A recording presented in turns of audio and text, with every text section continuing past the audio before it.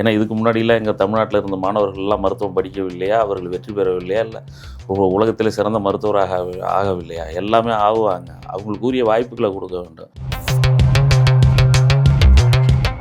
இவர்கள் அரசியல்வாதிகள் ஆரம்பிக்க மாட்டார்கள். ஏனென்றால் மருத்துவக் கல்லூரிகளும் சரி, மற்ற கல்வி நிலையங்களும் சரி, பல தொழில்களையும் அவர்கள் செய்து கொண்டிருக்கிறார்கள். பொருளாதார ரீதியாக பல பிரச்சனைகளை அவர் சந்திக்க வேண்டிய சூழல் வரும். அதனால் அவர்கள் இந்த நீட்டுக்காகவும் மற்றதுக்காகலாம் ஆணித்தரமெல்லாம் இறங்கி குரல் கொடுக்க மாட்டார்.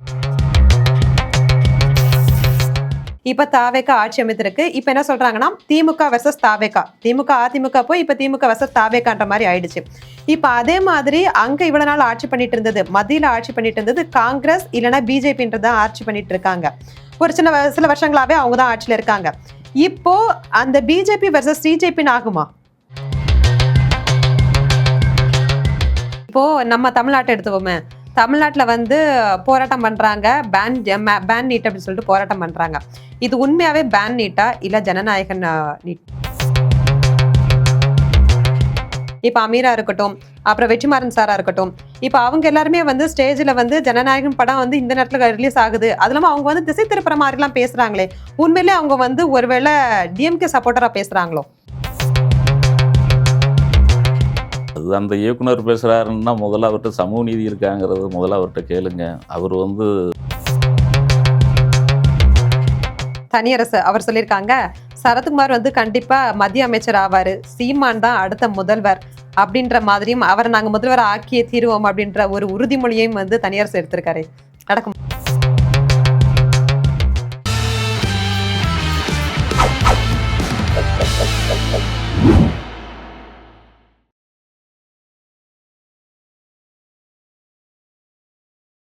ஜெம் டிவி நேயர்களுக்கு வணக்கம். இன்றைய அரசியல் ஆடுகளம் நிகழ்ச்சியில நம்ம இன்னைக்கு பல்வேறு விஷயங்களை பத்தி பார்க்க போறோம். அதாவது நாட்டுல, தமிழ்நாட்டின் மட்டும் இல்லை, இந்தியா அளவிலேயே இப்ப பல விஷயங்கள் ட்ரெண்டிங்ல போயிட்டு இருக்கு, பிரேக்கிங்கா பார்த்துட்டு இருக்கோம் நம்ம பல்வேறு விஷயங்களை. அதை பத்திலாம் இன்னைக்கு நம்ம கூட கலந்துரையாட வந்திருக்காங்க சமூக ஆர்வலர் ராமச்சந்திரன் அவர்கள். அவங்க கிட்ட நம்ம பேசலாம், எல்லாத்தையும் அவங்களோட கருத்து என்ன, அவங்களோட பார்வை என்னன்றதை அவங்க கிட்டே நம்ம கேட்டு தெரிஞ்சுக்கலாம். வணக்கம் சார். வணக்கம். எப்படி இருக்கீங்க? நலமா இருக்கேன். நீங்க எப்படி இருக்கீங்க? நல்லா இருக்கேன் சார். சரி, ஓகே. நம்ம இன்னைக்கு நம்ம தமிழ்நாட்டில் மட்டும் இல்லாமல் இந்தியாவிலே பல்வேறு விஷயங்கள் டெய்லி அப்டேட்டில் நிறைய பிரேக்கிங்ஸ் போயிட்டு இருக்கு, நிறைய ட்ரெண்டிங் நியூஸஸ்லாம் போயிட்டு இருக்கு, நம்ம நிறைய விஷயங்கள் பார்த்துட்டு இருக்கோம். அந்த வகையில் நம்ம ஸ்டார்ட் பண்ணுறது எதுனா, முதல் கேள்வியாக ஆரம்பிக்கலாம். முதல்ல இந்தியாவிலேருந்தே வருவோமே. இந்திய அளவில் இப்போ நடக்கக்கூடிய ஒரு பெரிய போராட்டம் சிஜேபி ஆரம்பித்த போராட்டம். சிஜேபியோட கோரிக்கைகள் என்ன அப்படின்னா, ஃபேர் நீட் வேணும் அப்படின்னு சொல்கிறாங்க. அதுலேருந்து கண்டினியூ பண்ணி நம்ம தமிழ்நாட்டில் என்ன சொல்கிறோம் அப்படின்னா, பேன் நீட் அப்படின்னு சொல்கிறோம். இப்போது ஃபேர் நீட்டா பேன் நீட்டா? நமக்கு நிரந்தர நீட் தேர்வு ரத்து தான் நமக்கு சரியானது. ஏன்னா இங்கே எளிய மக்கள் தான் வாழ்ந்து கொண்டிருக்கிறாங்க. அரசு பள்ளியில் படிக்கக்கூடிய மாணவர்களும் மெட்ரிகுலேஷன்னு சிபிஎஸ்சி ஸ்கூல் போன்றவற்றில் படிக்கக்கூடியவர்களும் இந்த நீட்டுக்கென்று ஒரு ஆண்டுகள் பயிற்சி எடுக்கக்கூடியவர்களும், ஏன்னா விளிம்பு நிலை மக்கள் அன்றாட சாப்பாட்டுக்கே காலை உணவு திட்டம்னு ஒன்று கொண்டு வந்திருக்காங்க. அப்படின்னா நம்மளுடைய மக்களுடைய நிலை எந்த அளவுக்கு இருக்குதுன்னு நீங்களே பாருங்கள். ஏன்னா இப்போ தான் காமராஜர் பேரெல்லாம் வச்சுருக்காங்க அந்த காலை உணவு திட்டத்துக்கு. அப்படின்னா நம்ம மக்கள் எவ்வளோ பொருளாதார சூழலில் பின்தங்கி இருப்பாங்கன்னு பாருங்கள். ஏன்னா இன்றைக்கி சிபிஎஸ்சி ஸ்கூலில் படிக்கிறவங்களுக்கும் மெட்ரிகுலேஷன் பள்ளிக்கூடத்தில் படிக்கிறவங்க கூடயும் ஒரு அரசாங்க பள்ளிக்கூடத்தில் படிக்கிற மாணவர்கள் போட்டி போடணுன்னாவே அதுக்கே ரொம்ப சிரமம். ஏன்னா அவர்களுக்கு ஏன்னா 12ஆம் வகுப்பு மார்க்க மதிப்பெண்ணே போதும். இதை வச்சே அவர்கள் இதுக்கு முன்னாடிலாம் அதை தான் படித்து கொண்டிருந்தார்கள். இப்போ என்ன ஒரு 9 ஆண்டுகளாக தான் இந்த நீட் தேர்வு இவ்வளோ படாப்படுத்திக்கிட்டு இருக்குது. இதனால் எத்தனையோ பேர் தற்கொலை பண்ணிக்கிறாங்க, மன உளைச்சலுக்கு ஆளாகிறாங்க. இதெல்லாம் தேவையற்றது. ஏனென்றால் அந்தந்த மாநில கல்விக் கொள்கையில் அந்தந்த மாநிலத்துக்கு மத்திய அரசு அதை விட்டு கொடுக்க வேண்டும். ஏன்னா அந்தந்த மொழியில் இருக்கிறவங்க அந்தந்த மொழியிலே அங்கங்கேயும் படித்து விட்டு போகிறாங்க. அதில் என்ன இருக்குது? ஏன்னா இதுக்கு முன்னாடிலாம் எங்கள் தமிழ்நாட்டில் இருந்த மாணவர்கள்லாம் மருத்துவம் படிக்கவில்லையா, அவர்கள் வெற்றி பெறவில்லையா, இல்லை உலகத்தில் சிறந்த மருத்துவராக ஆகவில்லையா? எல்லாமே ஆகுவாங்க. அவங்களுக்கு உரிய வாய்ப்புகளை கொடுக்க வேண்டும். அதை விட்டு இங்கே மேல்தட்டு மக்களுக்காகவே இந்த நீட்டை வைத்திருக்கிறார் என்று தான் எங்களை போன்ற சமூக ஆர்வலருக்கு நினைக்க தோன்றுகிறது. இந்த நீட்ன்றது ஒரு தகுதி தேர்வு தானே. இப்போ எப்படி நம்ம ஒரு கவர்மெண்ட் ஜாபுக்கு போகிறோம், கவர்மெண்ட் ஜாப் வேணும் அப்படின்னா ஒரு தகுதி தேர்வு எக்ஸாம் எழுதுறோமோ, அந்த மாதிரி நீட்டும் டாக்டர் அப்படின்றது அவ்வளோ சின்ன விஷயம் இல்லையா? டாக்டர் ஒரு உயிர் சம்மந்தப்பட்ட ஒரு பணியில் அவங்க வேலை பார்க்க போகிறாங்க. அப்போ அதுக்கு ஒரு தகுதி தேர்வு வைக்கிறதுல தப்பா? தகுதி தேர்வு வைக்கிறதுங்கிறது தவறுதெல்லாம் கிடையாது. அந்தந்த மாநில பாட கொள்கையில் அந்தந்த இதுக்கு இப்போ அரசாங்க பள்ளிகளில் படிக்கிற மாணவர்களோட புத்தகமும் வந்து சிபிஎஸ்சியில் படிக்கிறவங்களும் மெட்ரிகுலேஷனில் படிக்கிறவங்களுக்கும் புத்தகமே எவ்வளோ வேறுபாடுகள் இருக்கும். ஏன்னா ஆடையிலேருந்து எல்லாமே வேறுபாடுகளாக தான் இருக்கும். அப்படிங்கும்போது அவங்க கூட இவங்க போட்டி போடுறது ரொம்ப கடினமாக தான் இருக்கும். ஏனென்றால் இவர்களுக்கு வந்து கல்விங்கிறதே வந்து அவர்கள் வந்து அவர்களாக தேடி போய் படிக்கும்போது அவர்களிடம் வந்து அந்த 12ஆம் வகுப்புக்கு 600 மார்க்கு 580 வாங்குறவங்களுக்கெல்லாம் அந்த மருத்துவத்தில் சீட்டு தந்தால் என்ன? இது தகுதி தேர்வு என்கிறீர்கள். அப்புறம் இந்த தகுதி மட்டுமே தேர்வாக வைத்து கொண்டீங்கன்னா அது மேல்தட்டு மக்களுக்கு தான் அது சாத்தியப்படுமோ தவிர எளிய மக்கள், ஏழை எளிய மக்களுக்கு சாத்தியப்படாது. இந்த தேசம் வல்லரசாக வேண்டும் என்றால் ஒரு சமூகத்திலே கடன் நிலையிலே கீழே இருக்கக்கூடியவர்கள் மேலே வந்து படிப்பறிவு பெற்று எல்லா துறையிலும் அவர்கள் பங்கு பெற்றால்தான் இந்த நாடு வந்து வல்லரசாகவும் வளர்ச்சி அடையும், பொருளாதார ரீதியாக உயரும். இதுதான் என்னுடைய கருத்து. ஆனா எவ்வளோ எளிய மக்களுமே வந்து நல்லபடியா படிச்சு அந்த நீட்ல எக்ஸாம் பாஸ் பண்றாங்களே. இப்போ அதாவது இப்போ நடந்த நீட் தேர்வுல கூட தமிழ்நாட்டு மாணவர்களும் எவ்வளோ பேர் நல்ல ஒரு மதிப்பெண் எடுத்திருக்காங்களே மாநில அளவுல. மாநில அளவில் எடுத்திருக்காங்க, இல்லைன்னுலாம் சொல்லல. வரவேற்க வேண்டிய விஷயங்கள் தான்.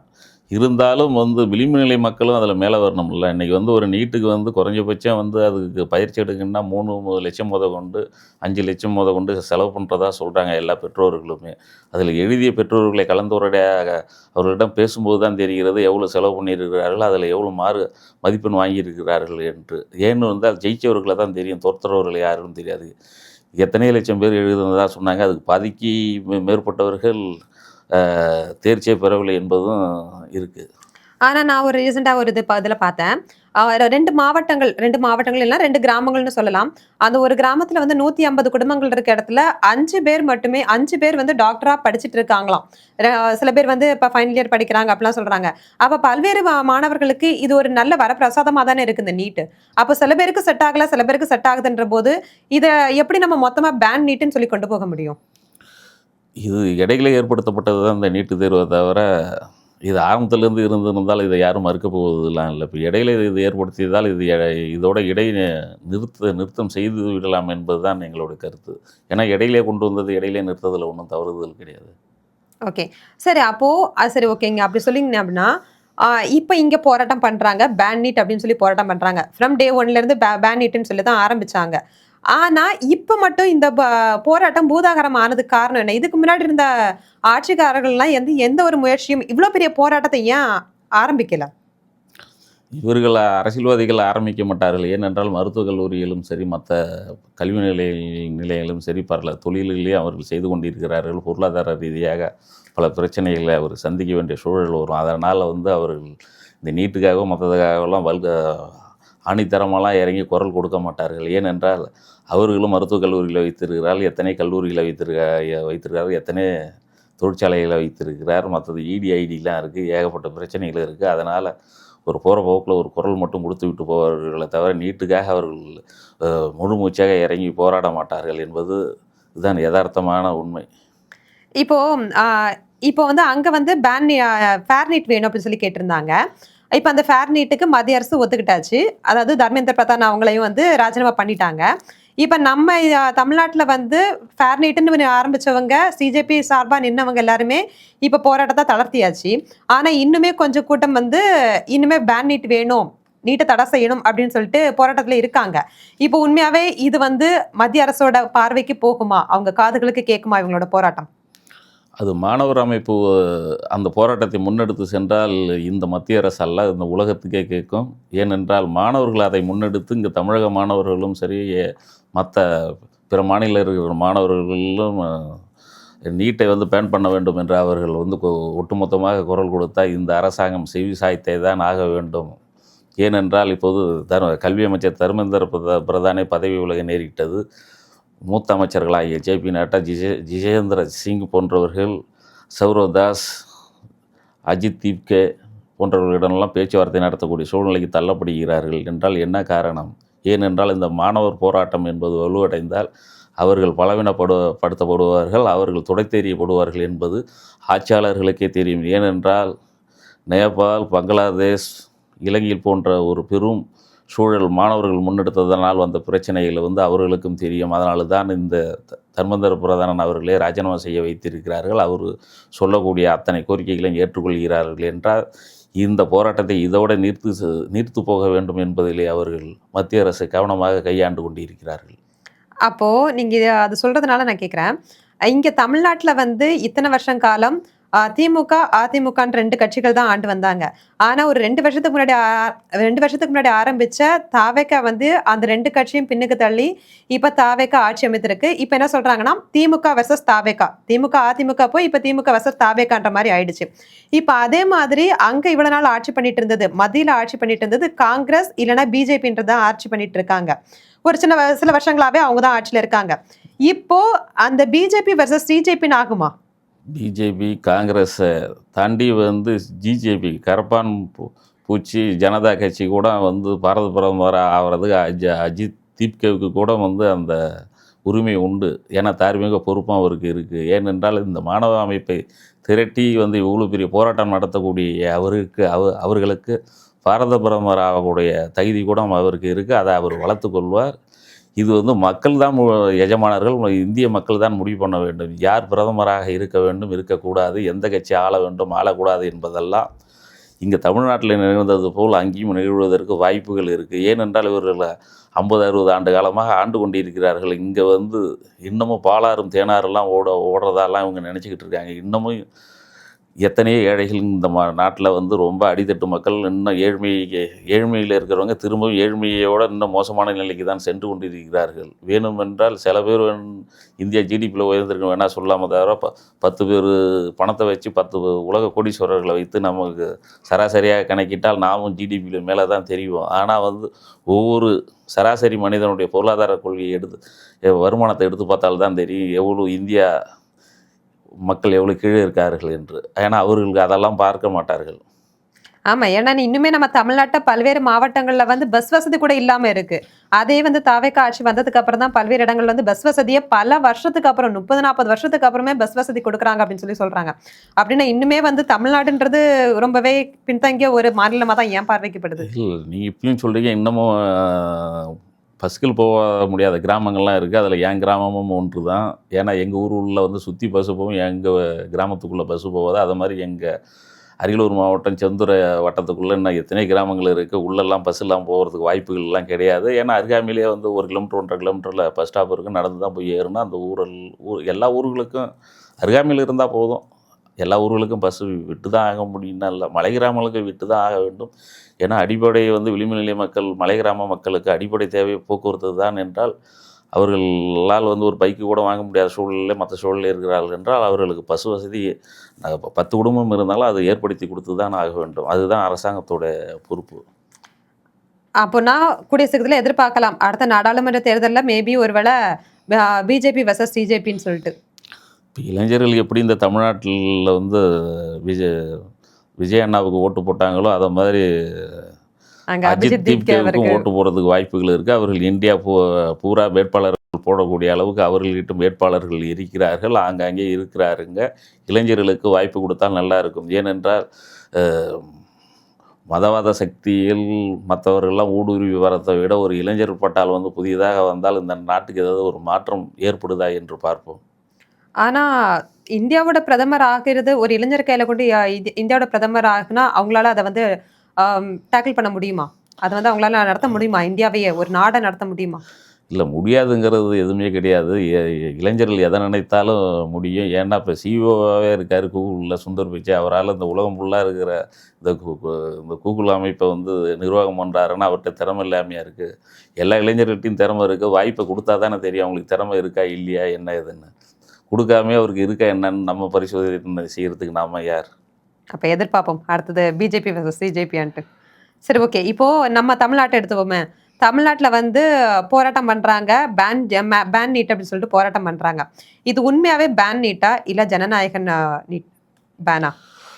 ஜனநாயகம் ஃபேனுங்கிறது வந்து அவர் தமிழக முதலமைச்சர் விஜய்க்குரிய ஒரு ரசிகர்கள் இருக்காங்க. அது வந்து நம்ம மறுக்கிறதுக்கெல்லாம் அவர் இந்த படம் இன்னும் ஒரு வாரம் கழித்து இன்னும் ஒரு 10 நாள் கழித்து ரிலீஸ் பண்ணியிருக்கலாம். ஏனென்றால் அந்த நீட் தேர்வுக்காக அங்கே போராட்டம் நடந்து கொண்டு இருக்கும்போது இப்போ தற்சமயம் அந்த திரைப்படத்தை வெளியிட்டது என்ன போன்ற சமூக ஆர்வலருக்கு சற்று வழியாக தான் இருக்கும். ஏன்னா அவங்களுடைய ரசிகர்களுக்கு வேணால் அது உற்சாகத்தை தரலாம். ஏன்னா இந்த விளிம்பு நிலை மக்கள் மற்ற மக்கள்லாம் வந்து இந்த போராடி இந்த இது நம்ம ஏதாவது நம்ம புள்ள படித்து மேலே வராதா, நம்ம புள்ள ஏதாவது உயர்ந்த நிலைக்கு வராதான்று எத்தனை பெற்றோர்கள் கனவு கண்டுகிட்டு இருக்காங்க. எத்தனை ஏழை மாணவர்களும் அந்த கனவு கண்டுகிட்டு இருக்கிற வேளையில் இதுக்கு நீட்டுக்கு எதிராக வந்து இந்திய கம்யூனிஸ்ட் கட்சி அலுவலகத்திலே வந்து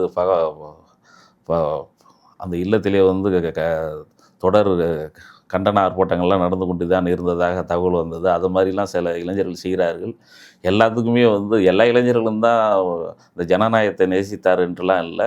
இந்த நீட்டுக்கு ஆதரவாகவும் இளைஞர்கள் நின்றார்கள். அதையும் வரவேற்க வேண்டிய விஷயம்தான். அவருடைய ரசிகர்கள் அதை பார்ப்பார்கள். அதற்கு நம்ம ஒன்றும் சொல்வதற்கு இல்லை. அது வந்து அவர் உரிமை. ஆனா இந்த போராட்டம் இன்னைக்கு ஆரம்பிக்கல. ஜனநாயகன் வந்து இப்ப 23ஆம் தேதி ரிலீஸ் ஆன ஒரு படம். ஆனா இந்த போராட்டம் ஜூன் 20ஆம் தேதி ஆரம்பிச்சது. சோனம் வாங்சு அவர் ஆரம்பிச்சாரு ஒரு உண்ணாவிரத போராட்டம்னு சொல்லிட்டு ஜூன் 20ஆம் தேதி ஆரம்பிச்சாரு. ஜூலை 20ஆம் தேதி தான் வந்து நாடாளுமன்றத்தை நோக்கி இந்த போராட்டம் போகவும் தான் இந்த போராட்டம் வெடிச்சிருக்கு. இந்திய அளவில் இந்த போராட்டமே வெடிச்சிருக்கு. எல்லாருக்கும் தெரிய ஆரம்பிச்சதே ஒரு மாசத்துக்கு அப்புறம் தான் தெரிய ஆரம்பிச்சிருக்கு. அப்ப இந்த ஒரு மாசமா எல்லாரும் என்ன பண்ணிட்டு இருந்தாங்க? இந்த ஒரு போராட்டம் ஒருத்தர் அங்க உண்ணாவிரதமே உட்கார்ந்து இருக்கும்போது அதை யாருமே கவனிக்காம தானே இருந்திருக்காங்க. இல்லை, உண்ணாவிரதம் இருக்கும்போது யாரும் கவனிக்கலாம் மாட்டாங்க. அவங்க அதே நிலையில் இருந்து அப்படியே மரித்து போனாலும் கூட அரசாங்கத்துக்கு கேட்காது. இந்த பேரணியாக அவர்கள் புறப்படும் போது தான் தடியடியும் கண்ணீர் புகை கொண்டு வீசும்போது தான் இந்த ஊடகவியலாளர்களுக்கு பிரேக்கிங் நியூஸாக அது பயன்படுகிறது. அப்போது தான் அந்த உலக அளவில் அந்த பிரச்சனையை கொண்டு செல்லப்படுகிறது. ஊடகங்கள் நினைத்தால் ஒரு விஷயத்தை சிறுசாகவும் ஆக்கலாம், பெருசாகவும் ஆக்கலாம். அங்கே வந்து அந்த தடியடி இதெல்லாம் நடக்கும்போது, அந்த கலவரம் நடக்கும்போது, போராட்டத்தில் வந்து இந்த தடியடி இந்த வன்முறையில் நடக்கும்போது அதை ஊடகவியலாளர்கள் வெளி உலகத்துக்கு கொண்டு வந்து எல்லா இடத்திலும் சேர்த்து விட்டார்கள். அதனால் தான் இந்த சிஜேபி என்ற ஒரு இயக்கத்தை இப்போ மே 15க்கு அப்புறம் தான் உருவெடுத்தது. அதுக்கப்புறம் இன்று வந்து அது வந்து எவ்வளோ பெரிய நிலையை அடைந்திருக்கிறது என்று பார்த்தால், இன்று தமிழ்நாட்டிலே அந்த சிஜேபிக்கு எவ்வளோ உறுப்பினர்கள் இருக்கிறார்கள். தாவேகா வந்து 2 வருஷம் ஆச்சுன்னா சிஜேபி வந்து 2 மாசம் தான் 2 மாதம் ஆனாலும் சரி, அவர்களுக்கும் வரவேற்பு இருக்குது இளைஞர்கள் மத்தியில். ஆமாம். ஆனா அதான் இவ்வளவு நாள் அப்ப கண்டுக்காம இருந்துட்டு இப்போ ஒரு ஜனநாயகன் படம் வரும்போது அங்க நடந்த போராட்டத்தையும் இதையும் சேர்த்து வச்சு பேசுறதுக்கான காரணம் என்ன? அது வந்து திரைப்படம் வந்து வெளியிடுவது வருவது அந்த தயாரிப்பாளர் கையில் இருக்குது. அதை வந்து யாரும் அதை பற்றிலாம் யோசிக்க வேண்டியதெல்லாம் இல்லை. ரசிகர்கள் வந்து பார்க்குறாங்கன்னா, அதை பொழுதுபோக்காக பார்க்குறாங்கன்னா அவங்கள நம்ம குறைலாம் சொல்ல முடியாது. அவங்க எதை நோக்கி அவங்களுடைய சிந்தனை செல்கிறதோ அதை நோக்கி தான் அவர்கள் போவார்கள். அவர்கள் திரைப்படம் தான் பார்க்க வேண்டும் என்று அவர்கள் எண்ணத்தில் உதித்து விட்டால் அவர்கள் அதை நோக்கி தான் போவார்கள். நாம் வந்து நீட்டுக்கு வந்து தடை வேண்டும், நிரந்தர தீர்வு காண வேண்டும் என்று இளைஞர்கள் நினைத்து அது ஒரு முடிவு செய்துவிட்டால் அதை நோக்கி தான் சென்று கொண்டிருப்பார்கள். அவர் சிந்தனையை பொறுத்தது தான் அது. ஏன்னா இதுக்கு நடுவுலயே வந்து எவ்வளோ ஹிட் படங்கள் வந்தது. 2-3 படம்லாம் ரொம்ப ஹிட்டா போய் மக்கள் மத்தியில நல்லா பேசு பொருளான ஒரு படங்கள்லாம் இருக்கு நடுவில். ஆனா ஜனநாயகனுக்கு மட்டும் இந்த டைரக்டர்ஸாக இருக்கட்டும், பல்வேறு டைரக்டர்ஸ், இப்போ அமீரா இருக்கட்டும், அப்புறம் வெற்றிமாறன் சாரா இருக்கட்டும், இப்போ அவங்க எல்லாருமே வந்து ஸ்டேஜில் வந்து ஜனநாயகன் படம் வந்து இந்த நேரத்தில் ரிலீஸ் ஆகுது, அது இல்லாமல் அவங்க வந்து திசை திருப்புற மாதிரிலாம் பேசுகிறாங்களே, உண்மையிலே அவங்க வந்து ஒருவேளை டிஎம்கே சப்போர்ட்டராக பேசுகிறாங்களோ? அதெல்லாம் கிடையாது. வந்து அவங்களுக்கு ஊடகம் கிடைச்சதுன்னா எது வேணாலும் சொல்லுவார்கள். அவர் சொல்லக்கூடிய கருத்துக்கள் சரியாக இருந்தால் ஏற்றுக்கொள்ள வேண்டியதுதான், இல்லவென்றால் காதில் வாங்காமல் விட்டு செல்ல வேண்டியது தான். ஏன்னா நீட் மேடையில், நீட் போராட்டத்துக்காக நடக்கக்கூடிய மேடை, ஒருத்தர் பேசுறாரு, ஒருத்தர் வந்து ஜாதிக்கு யாரும் முக்கியத்துவம் கொடுக்க மாட்டாங்க, ஜாதியை பார்க்க மாட்டாரு இந்த அமைச்சர் அப்படின்ட்டு ஒருத்தர் பேசுறாரு. அதெல்லாம் வந்து நீட்டுக்கு சம்மந்தப்பட்ட ஒரு விஷயமா? அது அந்த இயக்குனர் பேசுகிறாருன்னா முதல்ல அவர்கிட்ட சமூக நீதி இருக்காங்கிறது முதல்ல அவர்கிட்ட கேளுங்க. அவர் வந்து எல்லாத்தையுமே வந்து சாதிகாரங்களாகவும் மற்றவங்களாலும் பார்க்கக்கூடாது. எல்லாமே வந்து சகோதரத்தோடையும் நண்பர்களாகவும் தமிழக மக்களாகவும் அவர் வந்து அமைச்சர்னா எல்லாத்துக்கும் உரியவர் தான். அது வந்து ஒரு சாதிக்கான அடையாளமாக வந்து அவரை சொல்லுவது என்பது அது வருந்தத்தக்க. ஏன்னா நாட்டில் வந்து எல்லாருமே சொல்றது ஜாதிகள் இல்லை, சாதி இருக்கக்கூடாதுன்னு தான் எல்லாருமே எதிர்பார்க்குற ஒரு விஷயம். ஆனால் அதுலேயும் நீட்டுன்றது ஒரு கல்வி ரிலேட்டடாக ஒரு இளைஞர்கள் எடுத்து நடத்தக்கூடிய ஒரு போராட்டம். அங்கே போயிட்டு அவர் வந்து சாதியை பற்றி பேசிட்டு இருக்காரு. அவர் பேசுகிறாருன்னா அவர் வந்து அதை தான் பேசணுன்னே வரும்போது அவர் அதை தான் பேசுவார். அதை வந்து அவர்கிட்ட இருந்து மற்ற கருத்துக்களை எதிர்பார்க்கறது. அதே மாதிரி இன்னொரு இடத்துல வந்து சனம் ஷெட்டி அவங்கள வந்து பேச விடாம பண்ணியிருந்தாங்க. அவங்களோட கருத்தை நம்மளோட கருத்தை வைக்கிறதுக்கு எல்லா இடத்துலயும் உரிமைகள் இருக்கு. ஆனா அவங்க கிட்ட பேச விடாம அவங்களோட மைக்கை வாங்கிட்டு ரிட்டர்ன் அனுப்பி விட்டாங்க நடிகை சனம் ஷெட்டி அவங்கள. அப்போ இது வந்து உண்மையிலே வந்து நார்மலா ஜனநாயகமா நடக்கக்கூடிய ஒரு போராட்டம் தானா? ஜனநாயக போராட்டம் என்பது முக்கியமாக யாரெல்லாம் வருகிறார்களோ எல்லாத்துக்கும் வாய்ப்புகள் கொடுக்கப்பட வேண்டும். யார் பேச நினைத்தாலும் அவர்களுக்கு பேசுவதற்கு உரிமை உண்டு. அவர்களுக்கு பேசுவதற்கு உரிமை கொடுக்க வேண்டும். ஆனால் கொடுக்கவில்லை என்றால் அதுவே அதிகார துஷ்பிரயோகம் தான். அவங்க அதிகாரத்தை கையில் எடுத்துக்கிறாங்கன்னு தான் அர்த்தம். யார் என்ன பேசணுங்கிறத முடிவு பண்ணுறது, யார் எவ்வளோ நேரம் பேசணுங்கிறத முடிவு பண்ணுறது, அது அதிகாரத்தின் உச்சம் அது. ஏன்னா அவங்க அந்த ஸ்டேஜ்ல அவங்க பேசக்கூடாதுன்னு சொன்னவங்க வந்து நீங்க ஆதரவா பேசுறதா இருந்தா பேசுங்க, இல்ல பேசாதீங்க இறங்குங்க அப்படின்னு சொன்னதா சொன்னாங்க சனம் ஷெட்டி அவங்க பேட்டி கொடுக்கும்போது. அப்ப ஆதரவா பேசுறதா இருந்தா தான் நீட் போராட்டத்துக்கு போகணுமா? நம்ம மனசுல இருக்கிறது அவங்க நீட் போராட்டத்துக்கு கேட்கதான் போனாங்க. இல்லை, அவங்க நீட் போராட்டங்கிறது வந்து தடையிட்டு அவங்க போராடுறாங்கன்னா அது அதை நம்ம ஆதரிக்கிற மாதிரி இருந்தால் போய் பேசலாம். அதுக்கு எதிர்த்து பேசணுங்கிற மாதிரி இருந்தால் அங்கிட்டலாம் போகணுங்கிறதெல்லாம் இல்லை. இப்போ இன்றைக்கி எவ்வளோ சமூக வலைத்தளங்கள் இருக்குது, இது எவ்வளோ இருக்குது, நம்மளுடைய பதிவுகளை போட்டு விட்டு நம்ம வேலையை நம்ம அங்கே பார்த்துக்கிட்டு இருக்கலாம். ஆனா அவங்க எதிர்த்து பேசல. அவங்க நீட்டுக்கு ஆதரவு தெரிவிக்க தான் போயிருக்காங்க. அங்க போயிட்டு அவங்க வந்து தவேக தலைவர் விஜய் அவங்கள வந்து எனக்கு பிடிக்கும், நான் அவரோட ரசிகன்னு ஒரு வார்த்தையை சொன்னதுனால அவங்க வந்து நீங்க எங்களுக்கு இப்போ சப்போர்ட் பண்றதா இருந்தா பண்ணுங்க, இல்லை பண்ணாதீங்க அப்படின்னு சொல்லி அனுப்பதா சொன்னாங்க. அது வந்து இன்று வந்து முதலமைச்சராக இருக்கிறாரு, முன்னாடி மிகப்பெரிய நடிகராக இருந்திருக்கிறார். அதனால் அவர்கள் சொல்வார்கள். அதெல்லாம் வந்து பெருசாலாம் எடுத்துக்கிட்டு அதுக்காக பேசுறதுக்கு வாய்ப்பு கொடுக்காமலாம் இருக்கக்கூடாது. ஏதோ வராங்கன்னா 4 பேர்த்த புகழ்ந்து பேசுகிறதுக்கு அவங்க தள்ளப்படுறாங்களா என்னதுன்னு தெரியாது. அவர்கள் எதை எதிர்பார்த்து பேசி கொண்டிருக்கிறார்கள் என்று அந்த அம்மையாருக்கு தான் தெரியும். அவங்க முழுசா பேச விட்டுருந்தா மேபி நமக்கு தெரிஞ்சிருக்கும் அவங்க என்ன பேச வந்திருக்காங்கன்றது. அது அவர்களுக்கு தான் தெரியும். இப்போ சரத்குமார் சார் அவங்களோட பிறந்தநாள் அவங்க கொண்டாடினாங்க. ஒரு மேடை போட்டு அது வந்து நேற்று மத்தியானம் தான் போராட்டம் முடியுதுன்னு சொல்றாங்க. ஆனா ஈவினிங் அந்த போராட்டம் நடக்குது. ஒரு ஹாஃப் டேல அந்த போராட்டத்தை அமைக்க முடியாது. அப்ப அந்த அந்த நிகழ்ச்சியை வந்து அமைக்க முடியாது. அப்ப அந்த நிகழ்ச்சி எல்லாமே முன்கூட்டியே திட்டமிட்டது தானே. அப்ப இதெல்லாம் வந்து போராட்டத்துக்கு வந்து நம்ம சப்போர்ட் பண்ணாம இருக்குன்னு நினைச்சுக்க முடியுமா? அவங்க வந்து பிஜேபிக்காரர் அவர். நான் என்ன சொல்கிறேன், அவர் வந்து நீட்டுக்கு எதிராலாம் நிற்கல. இன்றைக்கி அக்கா தமிழிசை சவுந்தரராஜன்ல இருந்து இன்று நயினார் நாகேந்திரன்ல இருந்து இவர்கள் எல்லாமே வந்து அவர்கள் பேட்டி கொடுப்பதெல்லாம் வந்து தர்மேந்திர பிரதானுக்கு ஆதரவாக தான் கொடுத்து கொண்டீங்க. சரி, நீங்க இப்படி சொல்றீங்க. ஆனா அந்த மேடையில வந்து சீமான் சாரும் இருக்காங்க. பிஜேபி தான் தலைக்கட்டு அவங்க எல்லாம் இருக்கிற இடங்கள். நயினார் நாகேந்திரன் இருக்காங்க, சரத்குமார் சார் இருக்காங்க.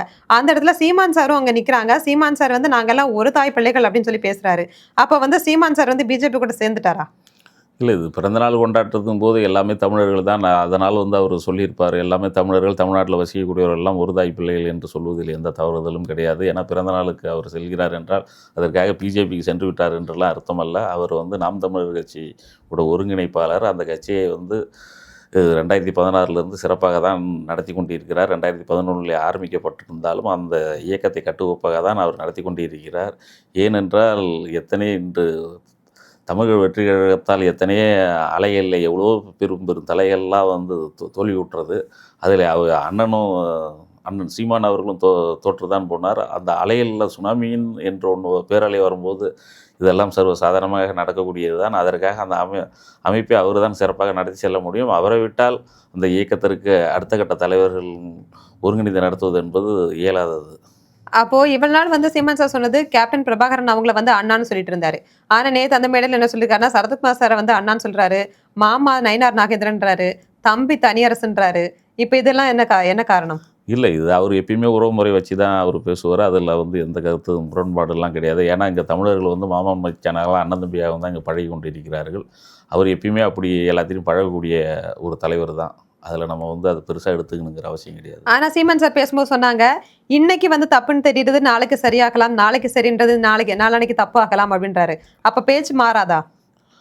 அவர் சொல்கிறாரு, இன்று சரின்னு தெரியுது நாளைக்கு தப்பாக இருக்கலாம், இன்று தப்பாக நினைக்கிறது நாளைக்கு சரியாக இருக்கலாம்னா அது அவர் சொல்லக்கூடிய கருத்து. அதுக்கு நம்ம ஒன்றும் சொல்வதற்கு இல்லை. ஏன்னா மாற்றம் ஒன்று மட்டுமே மாறாதது. ஏன்னா மாற்றங்கள் எப்பயுமே வந்து நிகழ்ந்து கொண்டு தான் இருக்கும். நாம தான் நம்மளை மாற்றிக்கொள்ள வேண்டும். அப்போ நம்மளும் எதிர்பார்க்கலாம் சீமான் சார் வந்து பிஜேபியில் சேருவாருன்ட்டு அந்த மாற்றம் நிகழ்வு. இல்லை, அவர் அப்படிலாம் சேரக்கூடிய வாய்ப்புகள்லாம் கிடையாது. ஏன்னா ஏற்கனவே எத்தனையோ கட்சியினர் அதில் சேர்ந்துருக்காங்க. சேர்ந்து அவங்க என்ன ஆயிருக்காங்கிறது வரலாறு எல்லாத்துக்கும் பதில் சொல்லுவோம். அதாவது நயினார் நாகேந்திரன் அவங்க பேசும்போது என்ன சொல்லியிருக்காங்க அப்படின்னா, 2 மாசத்துக்கு முன்னாடி இந்த மேடையில் இருக்கவங்க எல்லாம் இப்படி உட்கார்ந்துருந்தோம் அப்படின்னா இன்னைக்கு ஆட்சியே வேற மாதிரி இருந்துக்கும் அப்படின்னு இருக்காரு. அப்படின்னா அதுக்கு என்ன காரணம்? அது அவர் மனசில் என்னத்தை வச்சு சொல்கிறாருங்கிறது அது அவருக்கு தான் தெரியும். ஏன்னா மக்கள் வந்து என்ன முடிவெடுக்கிறார்கள் என்று கிராமப்புறத்தில் வாழக்கூடிய மக்களுக்கும் எங்கள் நகரத்தில் வாழக்கூடிய மக்களுக்கும் தெரியும். ஏனென்றால் பணத்தை வந்து வாரி வாரி அரைத்தார்கள். வேட்பாளரே யார் என்று தெரியாமலாம் இங்கே வந்து ஓட்டு போட்டிருக்காங்க, ஓட்டு போட்டு தேர்ந்தெடுத்திருக்காங்க. வேட்பாளரே இந்த ஆலந்தூர் தொகுதியிலேயே கூட வந்து வேட்பாளர் யார் என்றே தெரியாது. ஹரிசை இந்த வீதியில் யாரும் பார்த்ததாகவும் சொல்லவில்லை. ஆனால் அவர் வெற்றி பெறவில்லையா? இதெல்லாம் வந்து யார் எத்தனை கூட்டணி வைத்தாலும் சரி, இவருக்கு தான் ஓட்டு போடணும், இவர் தான் வரணும்னு மக்கள் முடிவு பண்ணிட்டா அதை யாராலையும் மாற்ற முடியாது. நீ 1000 பேத்த கூட 1000 கட்சி தலைவர்களோட வச்சு கூட்டணி வைக்கலாம். ஏன்னா தனியாக வந்து இப்போ ஜெயிச்சிருக்காரு. இதெல்லாம் வரவேற்க வேண்டிய விஷயந்தான். இப்போ அதே மேடையில் தான் இன்னொருத்தர் சொல்லியிருக்காரு வந்து தனியரசு. அவர் சொல்லியிருக்காங்க, சரத்குமார் வந்து கண்டிப்பாக மத்திய அமைச்சர் ஆவார், சீமான் தான் அடுத்த முதல்வர் அப்படின்ற மாதிரியும், அவரை நாங்கள் முதல்வர் ஆக்கியே தீருவோம் அப்படின்ற ஒரு உறுதிமொழியையும் வந்து தனியரசு எடுத்திருக்காரு. நடக்குமா? தனியரசு அவர் எடுக்கிறாருன்னா அது அவருடைய சொந்த விருப்பம். அவர் சொல்கிறாரு. அவரும் வந்து 2 முறை சட்டமன்ற உறுப்பினராக இருந்தவர். அவருக்கும் தெரியும் இன்றைய இளைஞர்கள் எப்படி முடிவெடுக்கப் போகிறார்கள் என்று. ஓட்டுக்கு எத்தனை ஆயிரங்கள் கொடுத்தார்கள், எவ்வளோ கொடுத்தார்கள் என்று தெரியும். அதை மீறியும் வந்து ஒருத்தவர் வந்து இந்த திராவிட ஆட்சியாளர்களை வந்து புறந்தள்ளி விட்டு 2.5 ஆண்டுகளில் முதலிடத்தை இருக்க ஒருத்தர் வந்திருக்கார் என்றால் அதை விட இந்த தமிழ்நாட்டிலே மாபெரும் புரட்சி ஏற்பட போகிறதா? இதுவே மாபெரும் புரட்சியாக தான் எண்ண தோன்றுகிறது. சரி, ஓகே. அப்போ இப்போ தாவேக்கா ஆட்சி அமைச்சிருக்காங்க. இப்போ நமக்கு தமிழ்நாட்டில் நடக்கக்கூடிய ஒரு பெரிய இன்னொரு பிரச்சனை என்ன அப்படின்னா, தண்ணீர் பிரச்சனை. மேகதாட்டு அணை கட்டுற ஒரு பிரச்சனை ஒரு பக்கம் போகுது, இன்னொரு பக்கம் காவிரி நீர் தரமாட்டேன்னு அவங்க சொல்றது இன்னொரு பக்கம் பிரச்சனை போகுது. இப்போ சிஎம் சார் வந்து கர்நாடகா போறாரு. ஆகஸ்ட் 3ஆம் தேதி கர்நாடகா போறதாவும் தகவல் வெளியாகி இருக்கு. அவர் அங்க போய் கேட்டாரு, ரிக்வஸ்ட் பண்ணாரு. இப்பவுமே இவங்களா போகல, அவங்க தான் வந்து சிஎம் விஜய் அவங்கள கூப்பிட்டுருக்காங்க. கர்நாடக முதல்வர் வந்து சிஎம் விஜய் அவங்கள கூப்பிட்டுருக்காங்க. நாங்க வந்து மேகதாட்டு அணை கட்டுறோம், அதுக்கு அனுமதி கொடுங்க அப்படின்ற மாதிரி அவங்க கூப்பிட்டுருக்காங்க. கேள்வி, அனுமதி கேட்கணும்னா அவங்க தானே இங்க வரணும், ஏன் இங்க இருந்து இவங்கள கூப்பிடுறாங்க, இவங்க போறாங்க? இப்போ அவர் அனுமதி கேட்டாலே இங்கே வந்து தமிழக முதலமைச்சர் கொடுக்க போவதெல்லாம் கிடையாது. அது சட்ட ரீதியாக வந்து உச்சநீதிமன்றத்திலே வழக்குகளை தொடுத்து அதை வந்து மேகதாது அணைகளை தடுத்தே தீர வேண்டும். ஏனென்றால் இன்று டெல்டா விவசாயிகள் என்பவர்கள் விளிம்புநிலை மக்கள். அன்றாடம் அதை நம்பி எத்தனை கூலி தொழிலாளர்கள் இருந்து எவ்வளோ பேர் இருக்காங்க. ஏன்னா இது தமிழ்நாட்டோட ஜீவாதாரமே வந்து நெற்களஞ்சியம் என்று சொல்லக்கூடிய தஞ்சை சுற்று வட்டார பகுதிகளெலாம் வந்து அந்த காவிரி நீரை நம்பி தானே இருக்கிறாங்க, அந்த கடைமடை வரைக்கும். அப்படி இருக்கும்போது அவர் எப்படி வந்து அங்கிட்டு போய் அனுமதி கொடுக்க முடியும்? அவர் வந்து முதலமைச்சரே நினைச்சாலும் அது செய்ய இயலாது. ஏனென்றால் இன்று தமிழக மக்கள் வந்து அவரை நம்புகிறார்கள். அவர் தமிழக விவசாயிகளுக்கு உரிய இதுதான் செய்வார். தவிர கர்நாடக முதலமைச்சர் டிகே சிவகுமார் வேண்டுமானால் அழைப்பு விடுக்கலாம். ஆனால் நீங்கள் சொல்கிறீர்கள் ஆணித்தரமாக அவர் செல்கிறார் என்றால் இல்லை, வதந்தியாக கூட இருக்கலாம் இல்லையா கர்நாடகா செல்வது? இல்லையா, அது வந்து சிஎம் சாரி அமைச்சர் வினோத் அதுதான் வந்து அவங்க தான் வந்து பேட்டியை கொடுத்துருக்காங்க. சார் வந்து சிஎம் விஜய் அவங்க வந்து ஆகஸ்ட் 3ஆம் தேதி கர்நாடகா போறாங்க அப்படின்னு சொல்லிட்டு. சரி, அவர் கொடுத்துருக்காருன்னா போயிட்டு வரட்டுங்களே, என்னதாங்க நடக்குதுன்னு பார்ப்போம். ஆனா இங்க வந்து பல்வேறு அரசியல் கட்சி தலைவர்களும் வந்து இதுக்கு எதிர்ப்பு தெரிவிக்கிறாங்களே. அன்புமணி சாரா இருக்கட்டும், எடப்பாடி பழனிசாமி சாரா இருக்கட்டும், ஸ்டாலின் அவர்களா இருக்கட்டும், எல்லாருமே வந்து உரிமையை விட்டு கொடுக்குறோம் அப்படின்றாங்க. இல்லை, உரிமையை விட்டு கொடுக்குன்னா இப்போ அனைத்து கட்சி கூட்டத்தை கூட்டுன்னு சொல்கிறாங்க. அனைத்து கட்சி கூட்டத்தை தமிழக முதலமைச்சர் கூட்டுவார் என்று நாமும் நம்புவோம். இப்போ காவேரியில் வந்து பார்த்தீங்கன்னா 74 அடி தான் வந்து மேட்டூரில் தண்ணி இருக்கிறதா சொல்கிறாங்க. அதனால் வந்து விவசாயத்துக்கு இப்போ திறந்து விட வேண்டிய நீரே வந்து இப்போ திறக்க முடியல. ஏனென்றால் அங்கே இப்போ குடிநீருக்கு தான் இருக்குது. ஏன்னா தண்ணிங்கிறது வந்து அத்தியாவசியம். அது வந்து பயிர்களுக்காக இருந்தாலும் சரி, மனிதர்களுக்காக இருந்தாலும் வந்து குடிநீர் இல்லை என்றால் எந்த ஒரு ஜீவராசியுமே வாழ முடியாது என்பது தான் உலகு. அனைத்து கட்சி கூட்டத்தை கூட்டினா மட்டும் இவங்க எல்லாம் ஒத்துப்பாங்களா? அதனால தான் உலக கூட்டாமல் இருக்காரோ? இவங்க ஒத்துக்கிறாங்க, ஒத்துக்கல. இப்போ தமிழக அரசு என்ற முறையில், முதலமைச்சர் என்ற முறையில் முடிவெடுக்க போவது முதலமைச்சர் தான். ஏனென்றால் அனைத்து கட்சி கூட்டத்தை கூட்டினா இவங்களுடைய கருத்துக்களை சொல்ல போகிறார்கள். அந்த கருத்துக்களை உள்வாங்கி கொண்டு அவர் பிரதிபலிப்பார். அவ்வளோதான். இப்போ வந்து அவர் சொல்கிறத வந்து இப்போ ஊடகங்களில் சொல்லும் போதே அவர் எல்லாத்தையும் தெரிந்து வைத்து கொள்வார். யார் யார் என்னென்ன சொல்லியிருக்காங்கிறது அவங்க எல்லாத்துக்கும் தெரியும். அது இப்போ இவர் போறாரு, போனா அவங்க வந்து ஒத்துப்பாங்களா? காவிரி நீரை திறந்து விடுறதுக்கும் மேகதாட்டு அணை கட்டுறதை வந்து தடுத்து நிறுத்ததுக்கு நாங்க பண்ண மாட்டோம் அப்படின்னு சொல்லி அவங்க கண்டிப்பா உறுதி கொடுப்பாங்கன்ற எந்த நம்பிக்கையில இவர் போறாரு? அவர் எந்த நம்பிக்கையில் போகிறாருன்னு அது முதலமைச்சருக்கு தான் தெரியும். ஆனால் வந்து அவர் அழைத்திருக்காங்க, இவர் செல்கிறாரு. மேகதாது அணை என்பது அந்த கர்நாடகமே நினைத்தாலும் சரி கட்டப்பட மாட்டாது. இந்த ஒன்றிய அரசு மத்திய அரசு என்பது வந்து இந்தியாவுக்கான எல்லா மாநிலத்துக்கான பொதுவான அரசு. காவிரி நீரை வந்து சமமாக அண்ணன் தம்பிகளாக இருக்கக்கூடிய கர்நாடகாவும் தமிழ்நாடும் அவர்களுக்கு உரிய நீரை சமமாக பங்கிட்டு கொள்ள வேண்டும். இதுதான் வந்து அவங்களும் வந்து அது முன்மொழியணும். ஏன்னா காவேரி நடுவர் மன்றம் இருக்குது, எல்லாமே வந்து 177 டிஎம்சி தண்ணி நமக்கு தரணுங்கிறாங்க. ஆனால் வந்து அவங்க தராங்களா? இல்லை. எப்பயாவது வந்து அவர்களுக்கு வந்து அதிக அளவிலே மழை பெய்யுது, அணைகள் நிரம்பி விட்டால் வேணால் திறந்து விடுகிறார்களே தவிர, இந்த கோர்ட் உத்தரவையும் மதிக்கிறதில்ல, எதுவுமே மதிக்கிறதில்ல. மதிக்கவில்லை என்றால் மத்திய அரசு எதற்கு அங்கே இருக்கிறது? அதை வந்து அவர்கள் தான் அந்த தண்ணியை வந்து நமக்கு பெற்றுத்தர வேண்டும். அவர்களே வந்து ஒருதலை பட்சமாக தான் வந்து மத்திய அரசு செயல்பட்டு கொண்டிருக்கிறது. ஏனென்றால் இப்போ 50 ஆண்டு காலமாக இந்த காவேரியை வச்சு அரசியல் நடத்தி கொண்டிருக்கிறார்கள். ஏன்னா இங்கே இருக்கிற திராவிட ஆட்சியாளர்கள் எல்லாம் பிழைப்பிற்காக அரசியல் நடத்துகிறார் என்று தான் நினைக்க தோன்றுகிறது. ஏனென்றால் இங்கே இருக்கிற அனைத்து கட்சிகளும் ஒன்றிணைந்து அந்த காவேரிக்காக குரல் கொடுத்து பாரத பிரதமரை சந்தித்து எங்களுக்கு எல்லாம் செய்து தர வேண்டும் என்று இவர்கள் ஏன் வந்து ஒன்றிணைய மாட்டேங்கிறாங்க? நீங்கள் அரசியல் எங்கே வேணாலும் எப்படி வேணாலும் தனித்தனியாக நடத்திக்கிட்டு போங்க. தமிழ்நாட்டுக்கு ஒன்றுனா எல்லாம் ஒன்று சேர்ந்து நிற்கலாம்ல. ஏன் நிற்க மாட்டேங்கிறாங்க? அவர்கள் அரசியல் செய்து கொண்டு போக வேண்டும். இன்னும் 50 ஆண்டுகள் இந்த காவேரியை வச்சு இவர்கள் அரசியல் செய்வார்கள். இன்னும் 2, 3 தலைமுறை, இன்னும் 100 ஆண்டுகள் ஆனாலும் இந்த காவிரியை வச்சு இவர்கள் அரசியல் செய்து கொண்டே தான் இருப்பார்கள். ஏன்னா மேகதாட்டு அணை கட்டக்கூடாதுன்னு உச்சநீதிமன்றம் தீர்ப்பு இருக்கதையும் தாண்டி தான் வந்து அவங்க மேகதாட்டு அணை கட்டுறதுக்கான முயற்சிகளை எடுத்துட்டு இருக்காங்க. அப்படின்னா வந்து அந்த அரசாங்கம் வந்து ஒரு உச்சநீதிமன்றத்தோட தீர்ப்பையே மதிக்கவில்லை என்றால் அவர் பதவி பிரமாணம் எடுத்துக்கொண்டு இருக்கிறார் என்றால் அவரை வந்து முதலமைச்சர் பதவியிலிருந்து தகுதி நீக்கம் செய்வதற்கு உச்சநீதிமன்றத்துக்கு என்ன அதிகாரம் இல்லையா? அந்த அதிகாரத்தை அவர்கள் பயன்படுத்த வேண்டியதானே?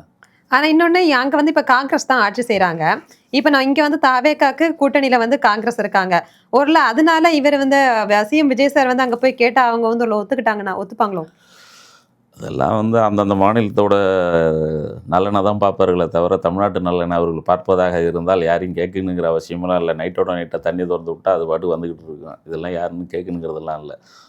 அவர்கள் வந்து அரசியல் படிப்பு நடத்துவதற்காக அதிகார தான் கையில் இருக்க வேண்டும் என்பதற்காக தான் இந்த அரசியலுக்கு வருகிறார்களே தவிர மக்களுக்கு நல்லது செய்ய வேண்டும் என்று யாரும் அரசியலுக்கெல்லாம் வரதெல்லாம் இல்லை. அந்தந்த ஸ்டேட்டு நலனை கருதி தான் அவர்கள் முடிவு எடுப்பார்கள்.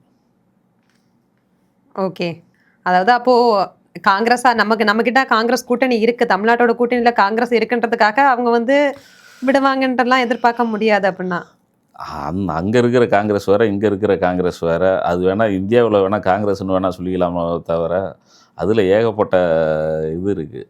ஏன்னா இப்போ வீட்டுக்குள்ளேயே எவ்வளோ கருத்து வேறுபாடுகள் வரும்போது இங்கே ஸ்டேட்டு கருத்து வேறுபாடுகள் வராதா? அவர்கள் வந்து என்னுடைய மக்கள் கன்னடாகன்ட்டு போயிடுவார்கள், இங்கே தமிழர்கள் என்று இவர்கள் நின்று விடுவார்கள். பொறுத்திருந்து பார்ப்போம். அப்போ சிஎம் விஜய் சார் போயிட்டு என்ன பண்ணிட்டு வராங்க, போறாங்களா இல்லையா, அந்த தகவல் உண்மைதானா, அது எல்லாத்தையும் கொஞ்சம் பொறுத்திருந்து தான் பார்க்கணும் போல இருக்கு அப்படின்னா. அதாவது இன்னைக்கு பல்வேறு விஷயங்களை ராமச்சந்திரன் சார் நம்ம கூட பகிர்ந்திருப்பாங்க. இதுல ஒவ்வொருத்தங்களுக்கும் ஒவ்வொரு மாதிரியான கருத்துக்கள் இருக்கும். அவங்களோட கருத்துக்களை சொல்லியிருக்காங்க. நான் என்னோட கருத்துக்களை பத்தி அவங்க கிட்ட கேள்வியா கேட்டிருக்கேன். இந்த மாதிரி உங்ககிட்டயும் நிறைய கருத்துக்கள் இருக்கும். அதை கமெண்ட் செக்ஷன்ல நீங்க ஷேர் பண்ணுங்க. கண்டிப்பா அது இன்னொரு விவாதம் இடையில கண்டிப்பா நம்ம அதை பத்தி பேசலாம். அதுவரை உங்களிடமிருந்து விடைபெறுவது நான் பிரீதா. வணக்கம்.